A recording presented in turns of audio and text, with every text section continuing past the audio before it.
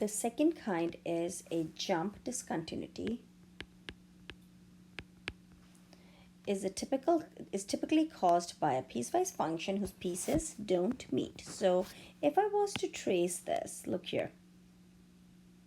From the left, I had to pause, lift my pencil, and then continue and trace the rest of the function, right? So I had to jump to finish up my graph. So that's what it is.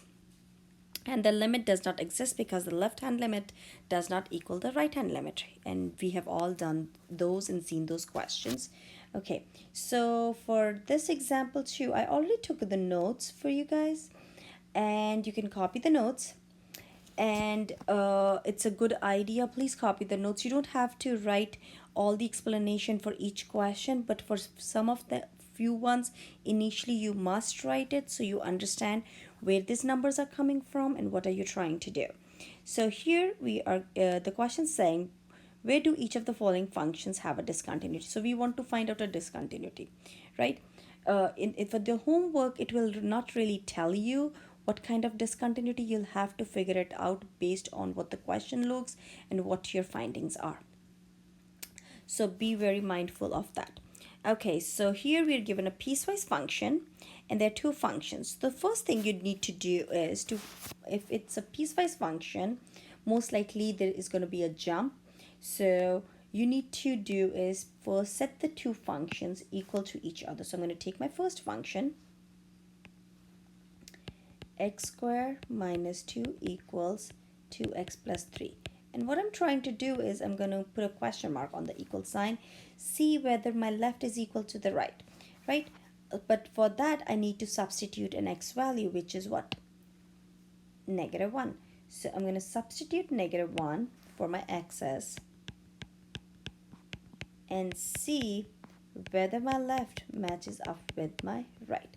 So I get -1 on the left side and I get +1 on the right side, right? So what does that mean? Are they equal? Is -1 equal to +1? No, it is not. So if they're not equal, if the left is not equal to the right side, which I wrote that for number 3, then there is a jump. So there's a jump. Okay?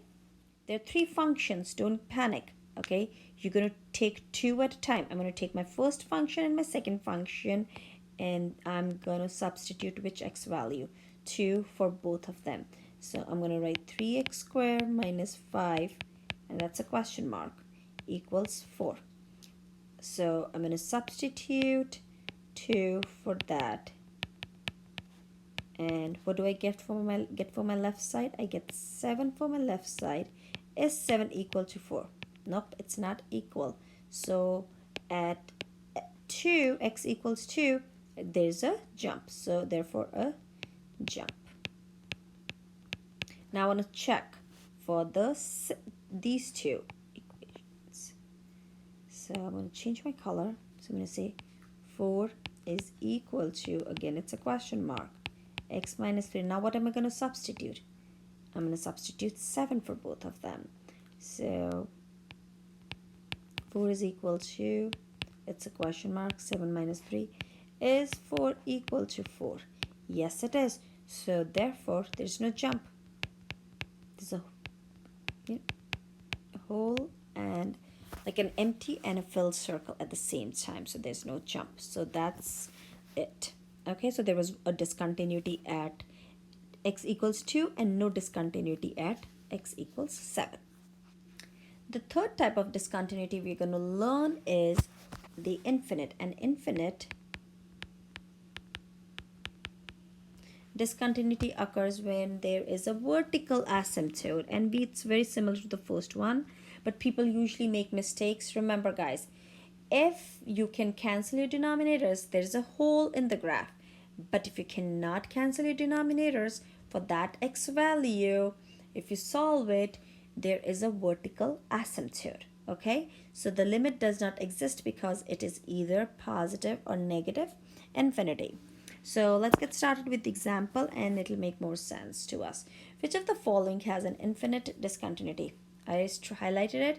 If you can't cancel the denominator, it's infinite. If you can cancel the denominator, then it's removable or point discontinuity. And for most part, I do use removable. So the first thing again is to simplify it. So I can't really simplify it. It's in the simplest form. So it means I can't cancel my denominator. So it means what? There is a vertical asymptote at x equals 3. Right? So which discontinuity? Didn't mention the discontinuity. It says it which of the following. So it therefore infinite. So you must write it has infinite discontinuity. I'm not going to spell the whole thing. Okay, so the next one. I'm going to factor it. It can be factored. I can see it. Difference of 2 squares, x plus 5, x minus 5, and x minus 5. What happens to my x minus 5? They cancel out. So what am I left with? X plus 5. Now what happened here? There is, I was able to cancel it out. So there's no vertical asymptote. So there's a hole at x equals 5. Right? So that is called the removable discontinuity.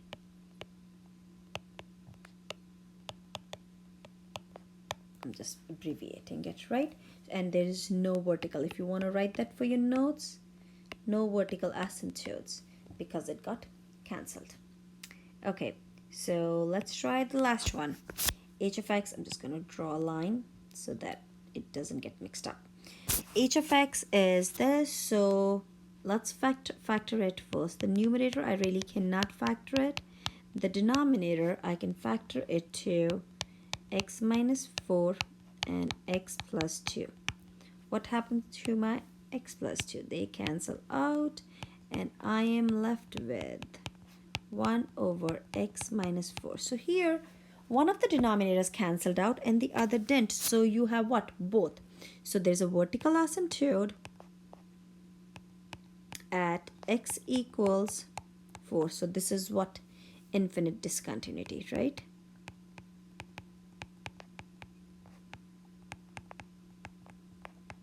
I'm just going to abbreviate discontinuity. And there is what? I'm going to pick another color so that we don't get confused. And there's a hole at x equals what? Negative 2. Very good. And therefore it's what? A removable or point discontinuity. Okay? So this, if you were to graph it, if you were to sketch it, you would have a hole and a vertical asymptote, right? A hole at x equals negative 2 and a vertical asymptote at x equals 4. So the last kind is an oscillating, I don't know, what is it? An oscillating.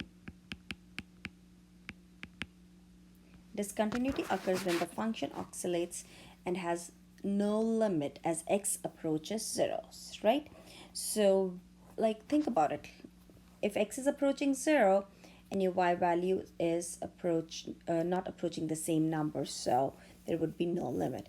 The limit exists but does not equal to the value of the function. So here example 4, the graph of f of x is given to us here and has an oscillating discontinuity. So what's the limit? It does not exist because it's oscillating between the two numbers. So the limit does not exist.